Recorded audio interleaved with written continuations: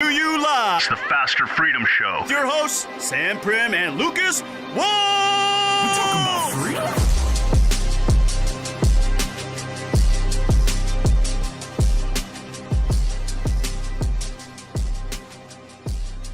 Hello and welcome to the FasterFreedom Show. My name is Sam. And I'm Lucas. And Lucas, we have a special guest today. I'm super excited. I've talked with her several times. You just met her about 3 minutes ago. I know. I love getting to know our awesome guests kind of live as our audience gets to know them as well. Yeah, because you're supposed to be here 40 minutes ago and you came here 2 minutes ago. Just you say that because you're late. That's why you say that. It's just the opposite. I'm late because I feel that way. Okay, whatever. Anyways, we have the famous Lattes and Lisa's Miss Soli with us today. I'm excited to chat. She's got a ton going on. She's pretty young. She's in her, I believe, mid-20s, and she's absolutely crushing it. She's done a ton of stuff, and she's looking to do a lot more, which Lucas and I appreciate. We own 50 million in real estate. We want to own $1 billion. So I love people that have big dreams and big goals because I can relate to them. Yeah, it's so fun. It sounds like had an aspiration of going full-time in real estate, saw that through, and then is doing some cool type of boutique hotel investing, which we're doing too. So a lot of similarities in our path, and excited to dig into it. She got started a little bit younger and probably a lot smarter than when we got started. So, guaranteed. Hey, Soli, how are you doing today? Good. That intro kind of pumped me up. I like that music. There you. Oh, you heard it too. Yeah, that's our intro. I like it. I heard it. Pretty fancy, it was really good. Yeah, sounded great. I have a rap out there where I rapped. I did not do that as the intro though. Lucas rapped a little bit in college, and I rapped a little bit recently. So we're not going to let you in on that stuff, Soli. But there is a rap side to us. Well, why don't really? Why don't you give Soli a little taste of your hook for your birth song? What is it? It's BRRRS. We gonna take the S and make it a success. We gonna take the B and buy distressed. Get it? So there you go. There's my intro to my Burrs rap. I don't think you'll be a famous rapper anytime soon, but I liked hearing it. Well, we auto-tune things. We auto-tune things, and we add beats and hooks, and we make it all work.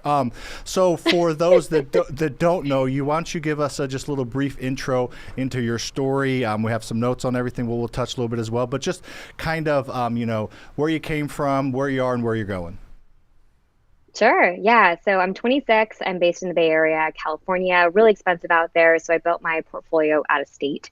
So I have about 45 units between Cincinnati, Ohio, and Augusta, Georgia. I've flipped a bunch of properties. I've done a 64-unit multifamily syndication, and I'm sitting in Palm Springs right now in a beautiful hotel room because I'm buying a boutique hotel here. That is good. So it's a beautiful hotel room, but your boutique hotel is going to be even more beautiful, right? It's not going to be this one. Yeah, this is the hotel next door actually, but it actually used to be a gay nude resort, which is kind of fun. So there's a lot of those in Palm Springs, and so it was shut down for 2 years, and we're turning it into a high-end wellness resort. That was gay nude, right? Did I hear that? Both. Nice. That is, yeah. Gay and nude. That's quite the niche. I kind of think you need to bring that back around. I mean, that's you can probably charge more the more you niche that down, because not everybody's gonna want to go there, but if you do, you really want to go there. You don't see those a lot in St. Louis. I'm not gonna lie. Not a lot. No, not a ton of those gay nude resorts in St. Louis, but down in Florida, you should try awesome. to open one up. I mean, I feel like you guys would be great. Yeah, we'll curb the market there. Yeah, let's do it. Let's go. Done. All right. So we're gonna come up with a business model. We'll let you come up here, and you can help run it. We'll give you some royalties for coming up with the idea. I've actually toured a couple of gay nude resorts, and it's really hard for me to get in there because they're like, this is men only, right? And I'm like, yeah, this schools are eyes. Yeah, so a lot of good waste up. Yeah, exactly. So you looked at buying some gay nude resorts, and you walked around and toured it, and there was just a bunch of gay men walking around? Naked. Yeah, that's the other part, the Pretty naked much. part. Yeah. Awesome. Well, real estate investing is not for the faint of heart. Yeah. A lot of different directions we can go with this. I love it. That's exciting. So you started out, your full-time job was a commercial real estate broker. Is that correct? Yeah, I worked out at Cushman & Wakefield. Okay. One. Yeah, that's a big one. Yeah, and you were doing that, and I guess kind of walk us through that a little bit. Was your goal always real estate on your own, or was this kind of a gateway to that, or did that spark your interest actually working for them? Yeah, I got that job in college. So I was 19, needed a paycheck, and I had a friend who knew someone who needed an intern. And so I really did not know much about real estate, but I said, hey, it sounds fine, good paycheck, kind of fun. I was a finance major, so it kind of made sense. I ended up working there for 4 years. I did a lot of big transactions with them. I did office leasing mostly, and then we did some building sales and some land sales. Eventually, the pandemic hit. So when I was a senior in college, I was going into like full-time brokerage, and it was a commission-based job. But as you know, no one wants office space during the pandemic. Very, very hard sell. And so I kind of pivoted to, I just had a lot of time on my hands and pivoted toward investing in real estate. After I bought my first one, I just like caught the bug and bought a lot really fast. I quit my job 15 months after buying my first rental. I had about 25 units, and the rest was history. I like it. I'll let you get to this, but this is our notes on you. So we did some research. Shane did. So started investing while working on commercial real estate. COVID hit. Commercial market slowed down. Turned focus on personal real estate. Started remotely in Cincinnati. Quit her job with 25 properties in 15 months. Now turning to larger investments, multifamily, and boutique. We do our research around here. Is that all correct? Sounds about right. Nice. All right, Lucas, you can go now. Nice. Hey, Soli. First of all, super cool name. Is that your full first name? It is. My brother's name is Josh, and he's my older brother. And so my mom decided to get creative with me. And she's a violinist. So it's actually the plural of solo is Soli. Very cool. Well, I love the story behind that name. It's an awesome name, by the way. Very cool. So first of all, like 25 properties in 15 months is just unbelievable. Sam and I did this journey to become a millionaire in real estate in 5 years, and I think the first year we talk about not even buying a property, just learning. So how cool is that, number one? And then my question, I guess, is when you realized you wanted to start investing, kind of figured out the Bay Area was a little expensive. Tell us what drew you to Cincinnati, and then maybe tell us a little bit more about the details and specifics of that first deal. Yeah, so I picked that market. I had gone for work to Cincinnati in maybe like 6 months prior to buying that first rental property. And we were doing like a really big build-to-suit, 100,000 square foot development type of thing. And so I went out there for work, had pretty low expectations about the Midwest. No offense. I know you guys are in St. Louis, but went out there and like got toured and wined and dined by all the developers. And they're like, they sold us on the market because we were from out of town. They said, over the last 10 years, they spent $1 billion investing in their downtown to make it a really fun and vibrant place. We drove down the main highway, and like everywhere you saw new commercial developments, office, retail, like mixed use. And so the place was like very vibrant, and the broker who we worked with locally owned maybe like 7 or 8 rental properties. He just mentioned it casually and said that they had like doubled in value over the past few years. And so fast forward six months, I wasn't really interested in the time in investing, but the pandemic hit and it kind of changed my priorities. And I said, I really need to build some type of passive income. Obviously, I can't invest in the Bay Area because I was 22 and didn't have much money. And so I called him up and said, hey, would you like jump on a Zoom call with me and walk me through Cincinnati as a market? Like, do you have a realtor I could talk to? And it happened really fast. From that first conversation to closing on my first rental, it was 12 weeks. So I went under contract in 60 days and closed 4 weeks later. Nice. Did you find that deal on the MLS? Yeah, I was just on Zillow, and I saw that they had, went under contract, dropped out of contract. I sent it to my realtor. It's a single family house, long-term rental. Bought it for $98,000. I then flew out to go see it 'cause my parents thought I was crazy. Like, you bought a house off the internet, you never saw it, type of thing. And so I flew out with my mom. I spent 4 weeks like sleeping on the floor. And that's actually how I grew my Instagram, because people thought it was ridiculous, which honestly it was ridiculous. Yeah. The things I did to renovate that property. But 6 months later, I got appraised for $155,000, and I ended up burning that property. Nice. We're big Burr fans over here, as you know. So that's impressive. So you just went all in. So that's one way to do it. Like our plan was like, hey, tell people to learn, and you just said I'm going to learn on the job, literally sleeping on the floor. So that is awesome. Yeah, that's very good. Good for you. That's really cool. So now I guess you quickly realized the Bay Area wasn't going to work for you, and we have we have like 1,600 students and probably 200 or 300 of them in California, and most of them do the remote investing. And I know you have a Remote Investor Academy you can talk a little bit about. So why don't you walk through a little bit of how that came about? Because it sounds like you're over in that kind of east Midwest and down south there through Cincinnati down to Georgia. So talk a little bit, if you wouldn't mind, about that process and kind of the differences at investing in person and remote, and kind of what most newbies should look at when they're doing that.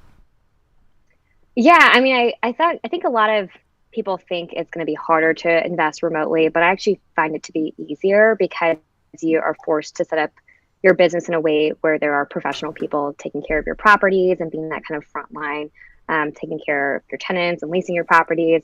I've seen properties in person I've bought without seeing them. Like I buy it and then I go see it, and I'm way more scared after seeing it because I don't know anything about renovation. But when I see them, it's like I get the right contractor in place, I have the right property manager in place, and they've done this a million times before me. It's really just about how strong is your team. So a lot of people, think about, how do I pick a market? It's so hard to pick a market. There's so many markets to choose from. I always say go to where you have the best competitive advantage, and that competitive advantage is where you have the best team, because a great team is make or break in those situations when you're not physically there to touch and feel it. Nice. I like it. So you've got 45 now. How have you funded most of these with the Burrs method, private lenders, hard money? Talk a little bit about your funding sources, and we'll pass it on to Walls. And by the way, anybody watching across the platform, see some chats going on, feel free to ask Soli a question, and we will, if it's a good enough question, we will ask her it ourselves. Cool. So the first one was my own money. I was pretty adamant about doing everything by myself so that my own money was on the line when I was learning and making mistakes. I made way too many mistakes the first time. Second property was actually with private money. So my mom reached out after watching me on Instagram and said, like, can I invest in your next deal? Didn't know what private money was, but I read some books and said, okay, how about like 7% interest rate? Best rate I've ever negotiated so far. And then I went into hard money, and then I went back to private money. So now these days, pretty much the entirety of my deals are funded by private money, mostly with debt. So exactly what you talk about, find a private lender, fund it 100% through private money, and then do the Burr method or flip those houses. Very cool. Go ahead. Yeah, so you're building up. You built up to 25 in 15 months. And were those all in Cincinnati, those first 25, Soli? Yeah, they're actually all within maybe like a 10-minute driving distance from each other. So I'm like very into niching down where you invest, because the more you can learn, it's very street by street. As you probably know, living in the Midwest, it's you like go over this one street and it's like, dang, that's a scary neighborhood. And so I really know like street by street what streets are good and bad. And so even today, like the last property I bought, I own 5 within 4 blocks of each other. So all of my properties are very close by to each other. Very cool. So 25 and 15 months in a close, small radius in Cincinnati, and then did you have the full-time job still at this point? It was just slower, or have you already made the jump? And just kind of talk about what that looked like, making a jump to full-time investor. Yeah, so I had my full-time job, and I think they noticed that I really was not, paid attention too much.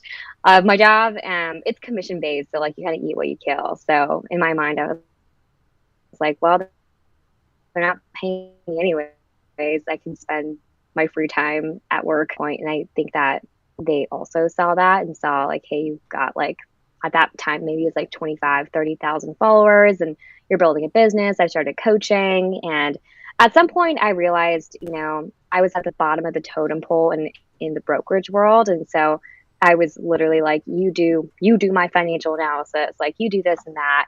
And I said, I think in real estate, I have a bigger opportunity to grow something. Worst case scenario, come back and get a job at this commission-based brokerage firm. And I think they'd take me back because you don't get paid a salary. And so I had, enough income to cover all of my expenses. I had enough in the pipeline where I could work on construction projects full time, and it would take all of my time project managing them. And so I just kind of said, you know what, worst case scenario, I go back to exactly where I am today.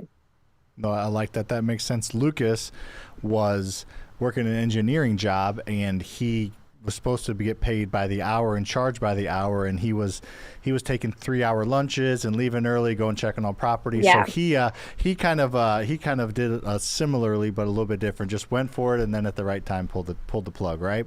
Yes, I did my work though, Sam. Like when I put in my 2 weeks or whatever, they were like, I was like, I'm sure you've noticed. They're like, no, not at all. So I was still getting shit done, Prim. I would say that's more lack of good management, knowing that you were taking 3-hour freaking lunches, but whatever. So you got started young, and which what every successful person I know says two things in common. One, they wish they would have started earlier, and two, they all wish or eventually get coaching or type of guidance. The successful people I've noticed, they put their ego aside and they pay for somebody else's knowledge or experience to learn the more grooved path. So it sounds like you've done that a lot to a varying degree, and now you're teaching other people how to do it. I know you talk about private lender training. I know you got your out-of-state investor academy. You got an in-person event coming up here in a few weeks. So I guess talk a little bit about that journey for you as far as like leaning on other people's knowledge and then deciding to, hey, I've done some pretty cool stuff and feel like I have a good approach enough where I'm going to try to, put this knowledge on other people. So kind of talk through that if you wouldn't mind. Yeah, very early on, I joined a mastermind. I think at the time it was even like a free mastermind because they were just getting started. But it was what originally taught me to think bigger. So originally, I had no friends in real estate. I didn't know anyone. My parents didn't invest in real estate. I was just kind of like on an island alone. And I saw this like mastermind group that was meeting every week. And I said, okay, I'm going to at least make some investor friends.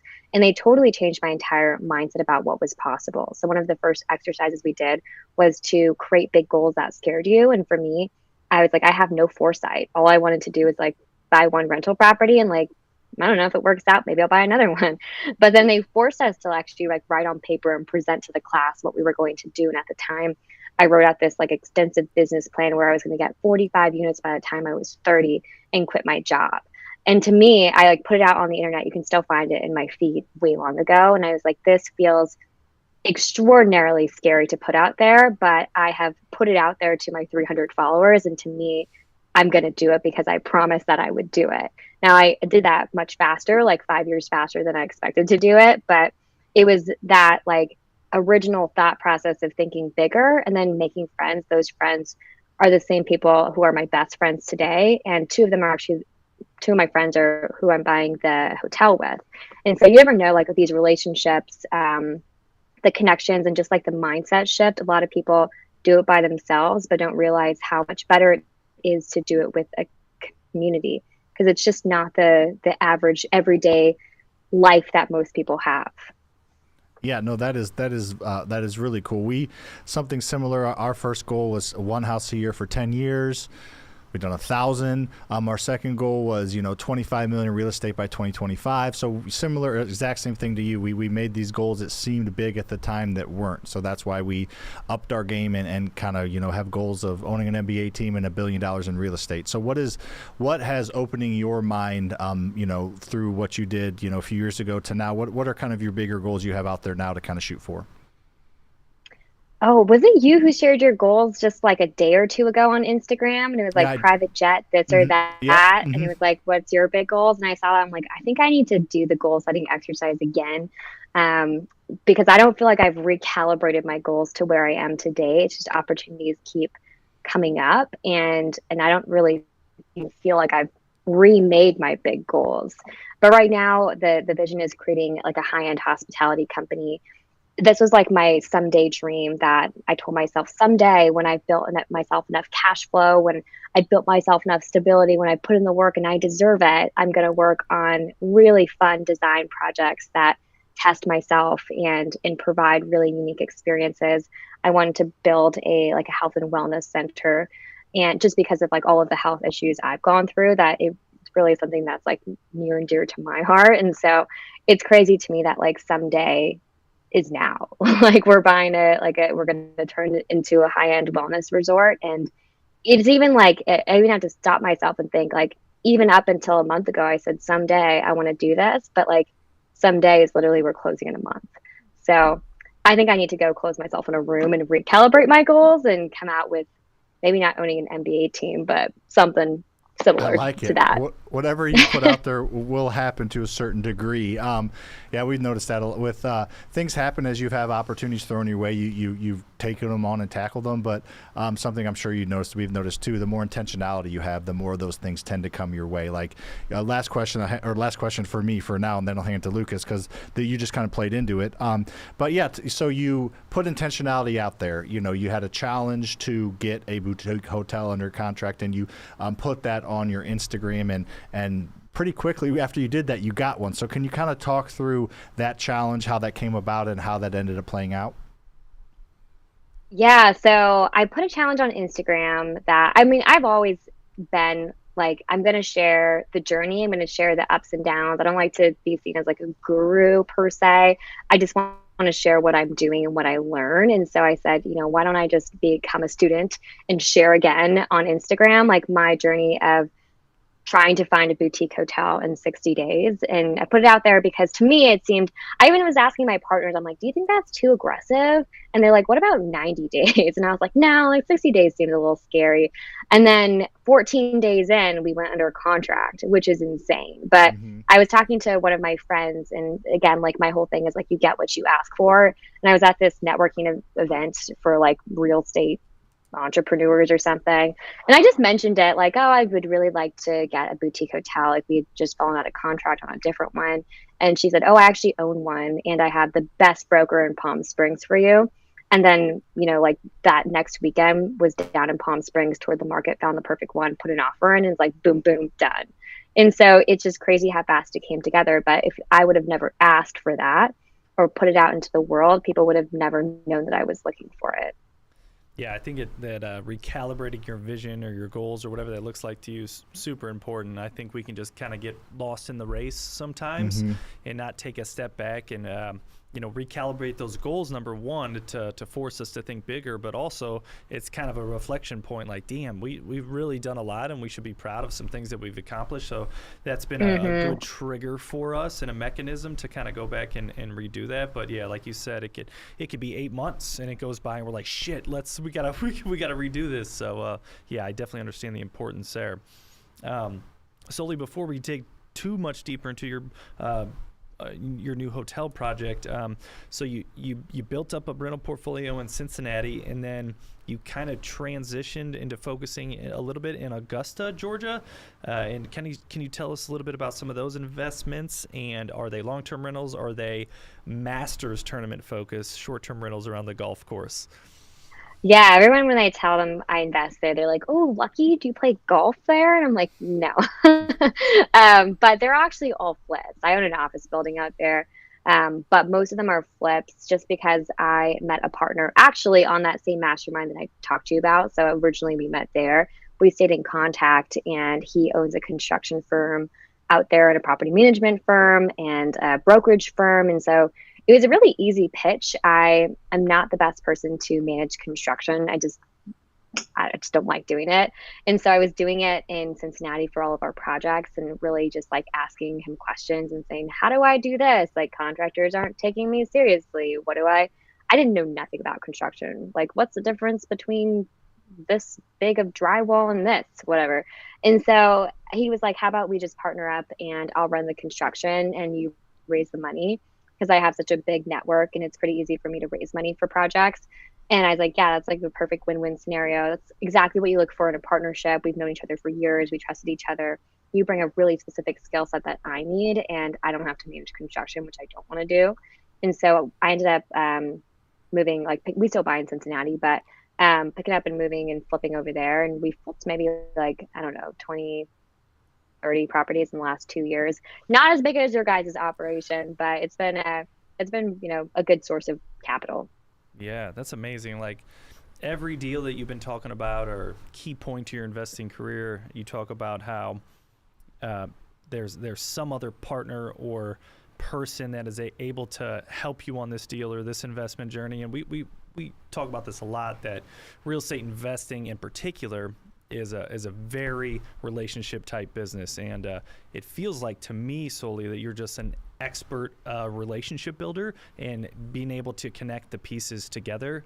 If you want to just touch on that, what do you think the importance of building strong relationships in a network in real estate investing?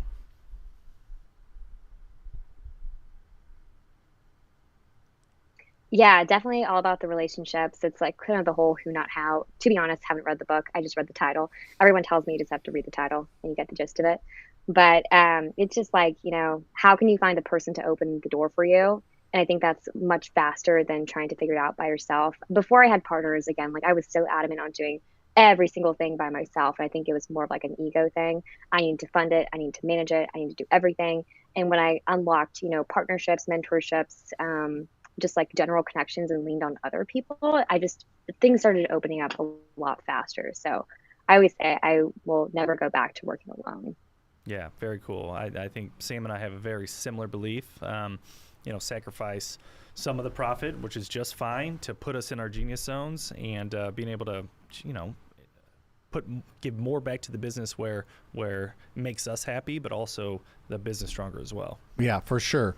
So I want to touch on something you mentioned a little bit earlier about, running projects and being newer and having contractors, not take you as serious, because this is something that we're pretty adamant about. So, we have a community and a mentorship, and, we have a lot of males and females in there. And we've noticed, obviously, by being in the space, that real estate investing generally is a male-dominated space with the contractors as well as the investors. I have 2 daughters, and I want to help change that. And I love seeing women out there in the space. And we created a group coaching call a week that's just women-led, women-attended to kind of create that space and help strengthen that. So can you talk a little bit about what it's like being a woman in the space? Is it, what are some of the challenges that you feel like you face that maybe some women watching or listening can take some tidbits at and kind of help shorten that curve? Because my goal is to make it just as accessible and just the space that has just as many males as females. Yeah, your daughter's really cute. I saw her little pig impersonation. Yeah, she got aggressive with that. She got into it. It's good. I was like, you're committed to that. She was. Anyways, people watching this later, it will have disappeared and they'll be sad they missed it. Yes, but they will. yeah, honestly, I feel like there's not a huge disadvantage to being a woman because there's so many women who are specifically dedicated to like lifting you up. Like I feel like men are kind of a dime a dozen, and it's harder to stand out in the real estate investing industry, but you see a woman being really successful and everybody kind of bands together. Even men, like honestly, like you, Pace Warby, everybody's super nice. Like they want to lift women up, and there's not as many of them. And so I feel very supported in that way. I think the hardest is probably on the contractor side, where they like want to ask you out every other time you're on site. And that's like not super fun. But you can also play the card of like, I don't know. I think that's the hardest part, because if you don't really know what you're doing, they can kind of take advantage of you. And so that's why I didn't necessarily enjoy managing construction. If I'm out of state though, and I only talk to them on the phone, they could think I'm a 50-year-old woman who like knows my stuff. And so I find even that is a little bit easier, because the minute I show up on a job site, I'm like 5'2" and look like I'm 15, and they just don't take me seriously. So, Soli, how many dates have you been on with contractors? One. Oh, it's because you should say 0. Don't give your contractors hope. Say 0. No, yeah, there was a guy who helped me tile my house when I first went to Cincinnati, and it's very, very helpful. I got some free labor for that. So there you go. So you're saying there's a chance. So you're saying you're giving all your contractors a chance now. You shouldn't have done that. You're going to be getting messages all the time. 0 people. That is funny. That's awesome and good. I'm glad that I know that we are very big at the quality and everything here, and trying to lift people up. So that's good that you see a lot of that, and I do see that in the space. A lot of people are doing that. So that is awesome. Cool.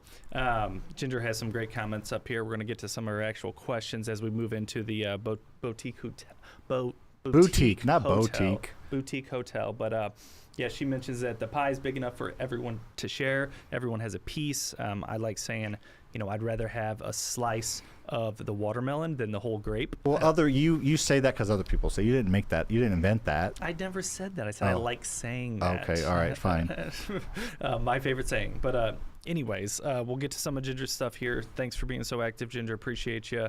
But let's talk about, having some projects in Augusta and then your idea and vision for the boutique hotel, and maybe talk a little more details on that project as far as what's it going to be for, purchase price, rehab cost, all that kind of stuff. Yeah, when does this podcast come out is the big question. Well, it's live right now. So, okay, it'll be out. It'll be out next week as far as the recordings. Live, okay. Yep. Okay. I'll share, but it's listed. Yeah, you don't. Yeah, whatever you can share is good.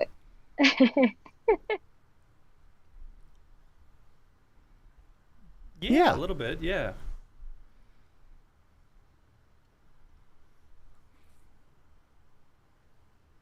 Back now. You're good. Yeah. Okay.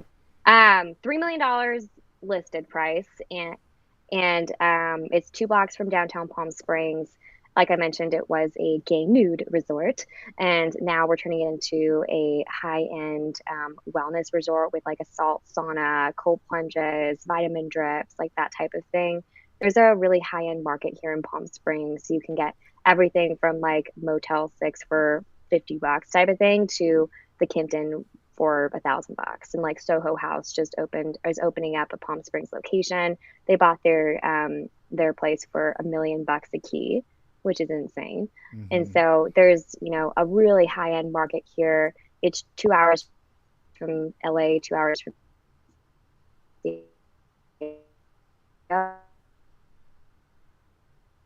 it's nice because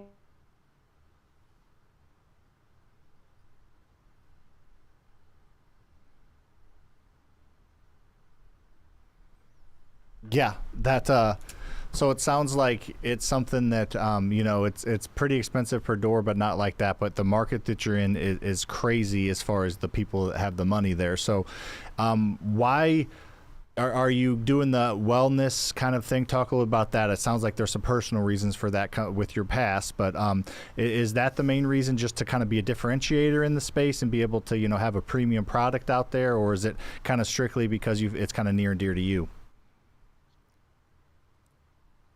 So there is a hole in the Palm Springs market for wellness. So Desert Springs is maybe like 20, 30 minutes away, and they have natural hot springs. They have really high-end wellness spas where people fly in on their private jets and do that whole thing. But there's really no, there's nothing out there. There's a Carl's Jr. and a gas station type of thing. And so people want to be in downtown Palm Springs. Nobody's offering that wellness product.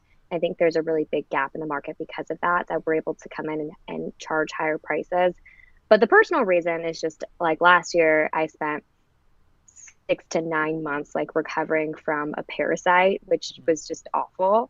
And so I feel like, there was days on end where I just kind of laid in bed and didn't do anything at all. And it was the first time in my life where I've ever had a health issue. And I connected with so many people who have chronic health conditions, and it's just something that it was a really challenging time in my life, and something that made me also appreciate health and taking care of your body and relaxing and self-care and that type of thing. It's something that I've always wanted to provide an experience as well. That's super cool.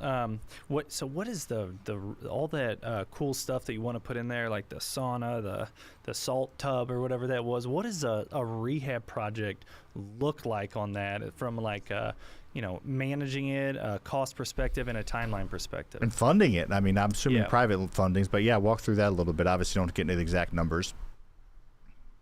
Yeah, so we have a bridge lender on the project that's funding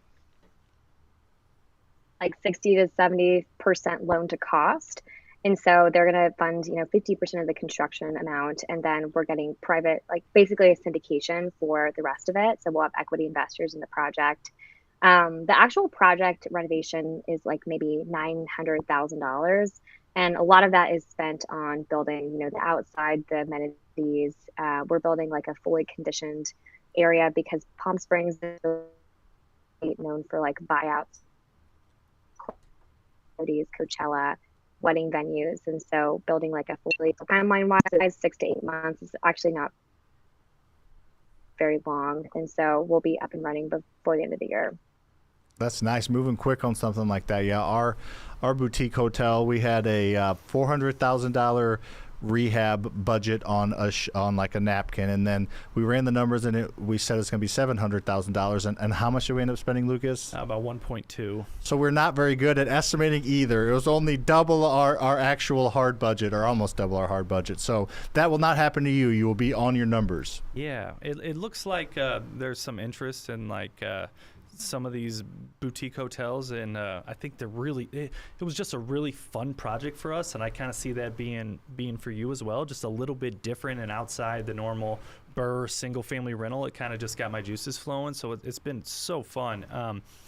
Someone on the chat, Ginger, talked about wanting to do something similar in Kansas City, specifically for either handicap accessible or wheelchair accessible, the entire place. So I don't know if you have any thoughts on that or wanted to provide any guidance or feedback for Ginger.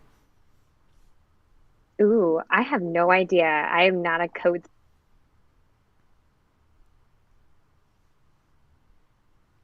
So I'm sure there's a market for it because a lot of places are like just not accessible. Yeah, we And started so sharing our story if about that's a our. niche you want to fill, I feel like it could be good. Sorry about that, Soli, but we started sharing our story about the our hotel, our resort, and we got a couple people inquire about it, but like, I hope it's wheelchair accessible, and so we kind of saw the market kind of open up for it a little bit with a couple people reaching out.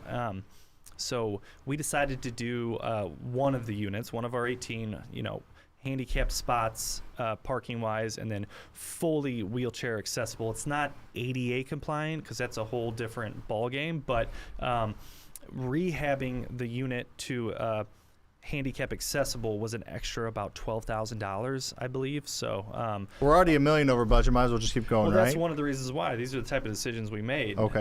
I wasn't involved in those, but I'm kidding. So that is something to be on the lookout for. It's not just your normal replacing your floors and your lighting and your painting and cosmetics. There is some structural things that you got to do, widen doorways, completely new bathrooms, new countertop heights. So I would make sure you budget for an extra, I don't know, $10,000 a unit on top of. Telling Ginger to Yeah. budget for that. Nice. Okay, cool. Let's take a little bit of a pivot here and dive a little bit on your socials, because you have almost 150,000 on Instagram, so you've grown that from scratch in a pretty short period of time and got a really, really strong audience there. So was the purpose of starting social media just to kind of get your story out there and, put it out in the universe? Was the goal always to have some type of coaching associated with it? Because, you're one of the bigger people in the space on social media, so you want to kind of talk through the reasons behind the social media and where that's going? Really, there was no plan at all. There's no agenda. It was just to make friends. So again, like, I don't have family who invest in real estate, didn't have any friends who invested in real estate. And so I felt, and it was the pandemic. And so I was living alone in this little tiny apartment, sheltering in place. And so I was like, well, at least I'll make some friends on Instagram and they won't think I'm crazy because they're doing the same thing. And really, that was it. Like, I had no intentions of doing anything, didn't have any huge goals for real estate.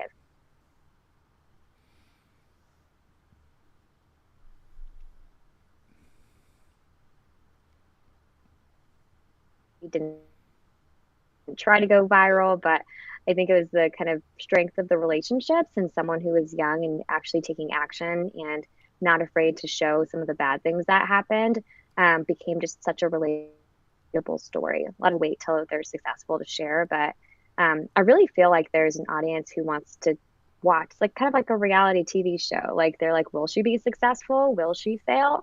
That was all I did, and I didn't really think I took it seriously until maybe I hit like 50 or 60,000 followers, and people started asking me like, so how'd you do it? Like, how'd you pick a market? How'd you build your team? And I started doing a little bit of coaching and kind of grew from there. That's awesome. So, so now you're a celebrity. So congrats there. We'll get your autograph if I clap. There's clap. I was going to say next time I meet you, but I've never met you. When I do meet you, I'll get your autograph. So what do you like better? Do you like doing the real estate investing, or do you like doing the branding and coaching, or is one, not really ahead of the other? Ooh, that's a hard question. I mean, I like both. I think they fulfill different like needs, I guess. I think it's incredibly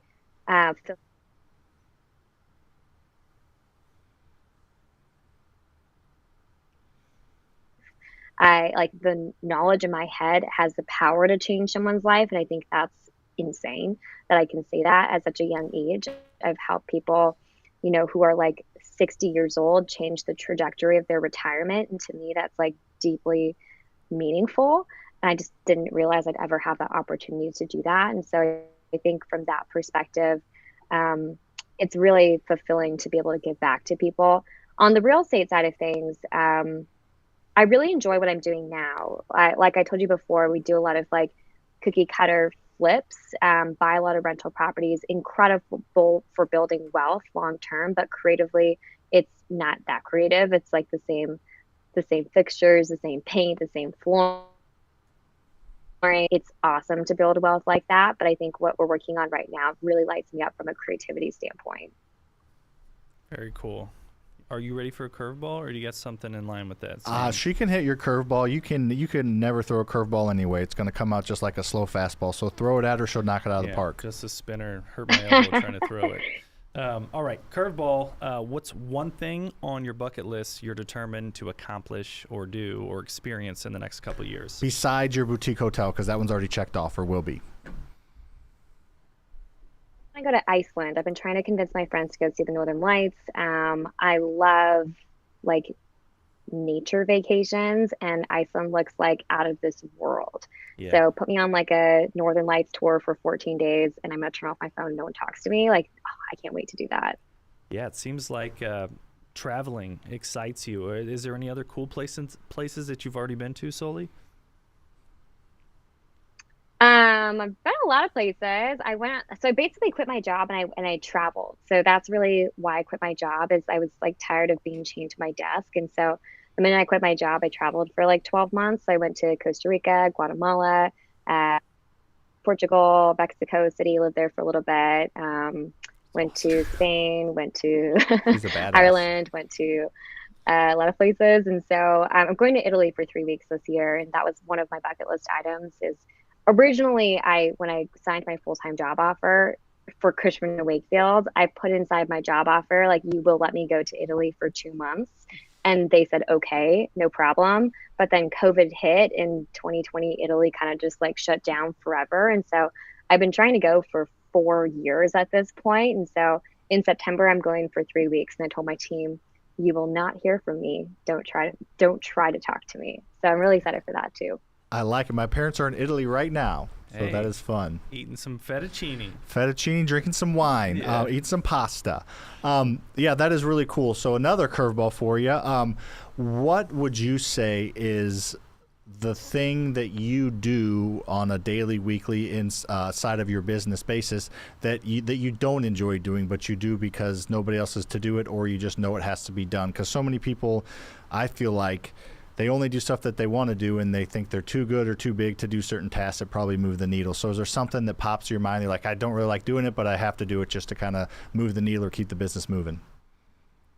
Managing people. Oh, it's tough. I feel like there are people who love managing people, and then there's me.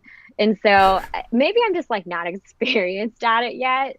It's a skill that they don't teach you in school. You just, like, no one teaches you how to be a leader. And so I think it's something that's been really challenging for me to learn, is like, how do I lead a company? How do I manage people? How do I motivate people? I'm a very self-motivated person. And so I've never had to be motivated to do anything. And so me trying to like relate to employees and being like, well, what career path do you want? How do we make your dreams come true? How do we stay on task? Like, how do we get this project management thing up and going. It's something that I never expected to need to learn how to learn, but it's something that I do daily basis now that is very challenging. That is challenging. There's so many different personalities, and everybody likes to be led a different way. But yeah, and I think it starts with understanding the difference between a manager and a leader, right? You can be an excellent leader and then put people in place to do the actual day-to-day managing, because some people, like you said, Soli, they love that day-to-day management of people, but it is a grind, and it takes the right person to do that. So great points there, Soli. Yeah, we're big on leadership in our team and trying to create a culture and environment. It's a huge lift. Lucas does a lot of that. Like, we have a bags tournament right now that's starting here in about half an hour in our office and in our conference banquet area. We drew names at our meeting, and we offering a few $100 reward for the winner, and we're playing a bags tournament this afternoon and letting everybody drink and hang out to try and help with that leadership and that culture. So that's something that's on the forefront for us, and we're always learning. We're figured out a lot, but there's a lot more to learn. All right, so you got anything else, or I was going to get into the over-unders? No, let's do some more curveballs. Okay, throw her another curveball. She knocked that one. She knocked mine out of the park. Yeah, she crushed yours. Yeah, she mine was crushed. probably a single. I would give. She single. did a double for you. She hit a grand slam on mine. Okay. All right. Outside of real estate or personal brand or coaching, if you could become instantly an expert in any other field or skill, what would it be?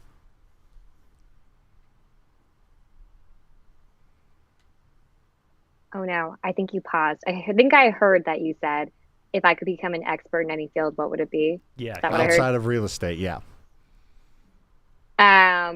Probably functional health. It's something that like saved my life, because I went to a million different doctors, and they literally said, go see.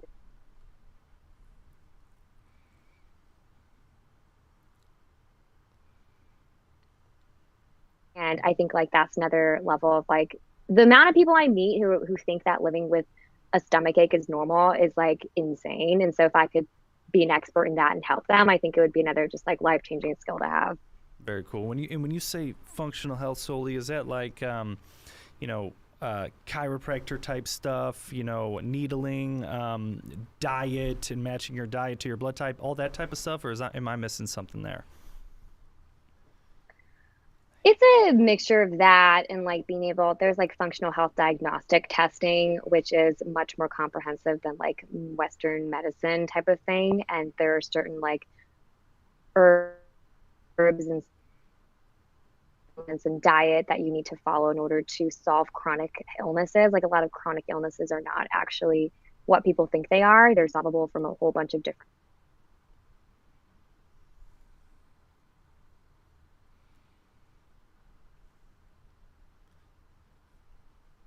Yeah.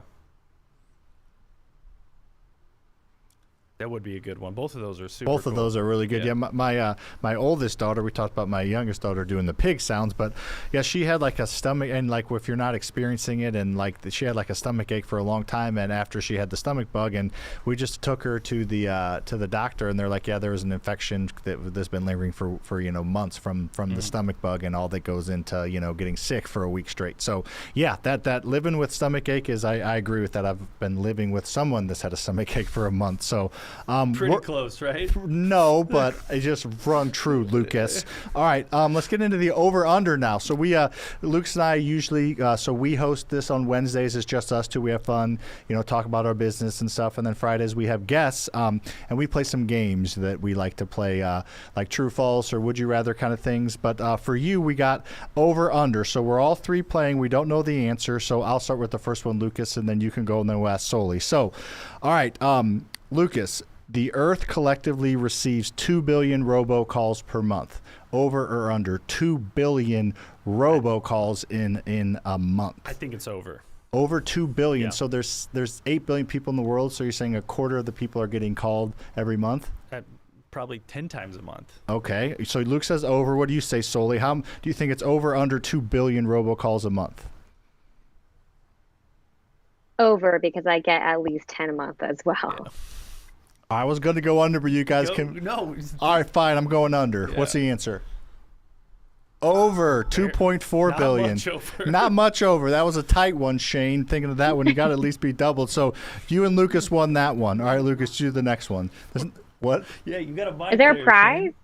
400 million is not small. 400 million is not small. Shane says that's true. The prize is a virtual high five. I think we don't do prizes. But all right, there's two more. All right, second one here.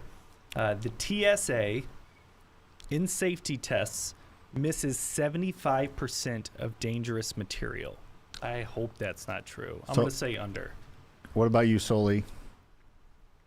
I'm going to say under. I feel like they'd find it at she maybe 60%. So you're saying under? I'm going to say over. I'm just going to be the opposite of you guys. You just be wrong. What do we got?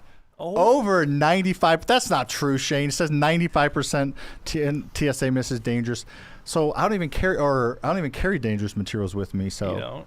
well, no. I mean, it wasn't legal. Now it's legal. I but don't think carried- that's true. Yeah, we can throw the flag. We do it quite often on Shane. So Appeal. All right. I double checked just to make sure because I knew you were going to say something, and ABC had an article about it. Ooh, boom, ABC. There you go, Lucas. Man.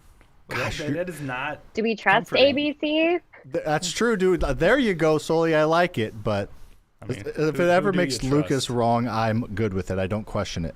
All right. The third one is 60% of retirements in the U.S. are not voluntary. Over under. So 60% of people are forced to retire is what it sounds like.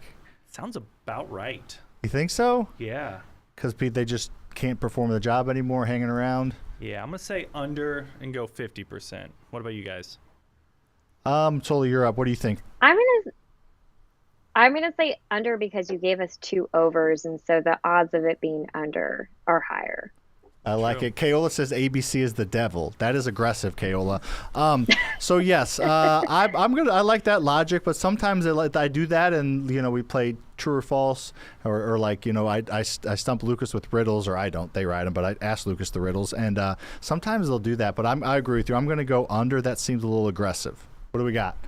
Under 53%. So we got that one right. Let's go. We were all 2 for 3. Team efforts. Team effort. Hey, triple high five. Let's go. Boom. There you go. It's like the Power Rangers thing. I'm the Red Ranger. You're the Red Ranger. I'll be the blue one. Yeah, I guess, sure. Soli, what do you want to be? Which Power Ranger do you want to be? What colors are? I don't watch Power I think Rangers. it's Is pink it and yellow? white and Pink? yellow. There's are yellow, women. pink, white, yellow. Yeah, Yeah. so you want to be the yellow one? I'll be the yellow one. Like that lipstick in the picture behind you. That's more orange a little bit. Yeah. There you go.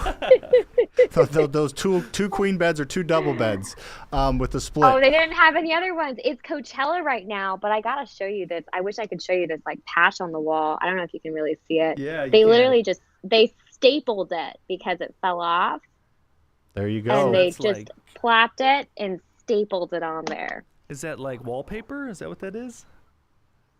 Yeah, Or they stapled the yeah, drywall. yeah. Oh, wallpaper. They stapled the wall, like someone ripped it off, and so they literally put a wall patch on it, and they stapled the wallpaper back onto the wall. Get shit done there. I like it. Yeah. Might be a prize behind there. There you go. Yeah, peel it back. See what's back there. There looks somebody was having fun in there. Yeah, no, that I is know. awesome. Cool. Awesome. Well, Soli, we appreciate you joining us today. Anything you want to tell the audience about? I know you got some stuff coming up with your in-person event, your Investor Academy. Talk a little about that and where they can find you and the best place to send them if they want to connect with you. Because we've had quite a few people talk about you in the chat box about how awesome you are and how they're going to start following you. Oh, great. Instagram's the best place. It's Lattes and Lisa's. And we are having an event in May. So May 20th is our first Out-of-State Investor Academy in-person event, but anyone can go. It's all about scaling your portfolio. It's in Los Angeles, May 20th. And then for those who are looking to learn how to invest out of state, choose your market, build your team, we have a whole community for that as well. It's called Out-of-State Investor Academy. And if you go to my Instagram, you can just find everything there too. Awesome. So is Lucas and I's invite to come out to your event is probably in the mail still or something, I would guess? Yeah. Want to come? Take the private jet over? There you go. That'd be fun. That would be fun. That'd be very expensive. Private jet from St. Louis to LA and back, my guess is 50? 75? 50 No. to 75, somewhere in Yeah. that range. A little rich for our blood right now. You never know. Yeah, maybe if we have a good month. a NextJet, like a NextJet membership. NetJet, We have whatever it's called. we have a membership for the local one here in St. Louis called Spirit Jets, same thing but local. But it still costs money just for the membership. But yeah, we've taken it a few times. We're not regular PJers yet, just occasional. Yeah. The goal But it's would be on the regular. vision board. So I saw it on your vision board. It's going to happen. It's going to happen. It will happen. It will happen. Well, awesome. We appreciate you joining us. We're getting ready to shoot we crumble up the outlines at the end of every episode, and there's a trash can below your face, actually, with a camera on it that we shoot and keep score of who makes more. So we will let you roll out on that, and we appreciate you very much. And as always, me and you feel like we chat about once a month maybe on Instagram, so we'll keep that going, and we'll be meeting soon. Yeah, sounds good. Thanks, guys. All right, Yeah, see you. Thank nice you. to meet you, Soli. Bye. Nice to meet All you. right, Sam, let's shoot. You're Let's going shoot. down, Walls. I'm up one still, I think. Yep, you are. Here we go. Here we go. Kobe. Buckets. That was Back close to of the this. rim. Back of the rim Close to in the can. All right, we're tied. Ooh, Sam's up 1. See you guys later. Thanks.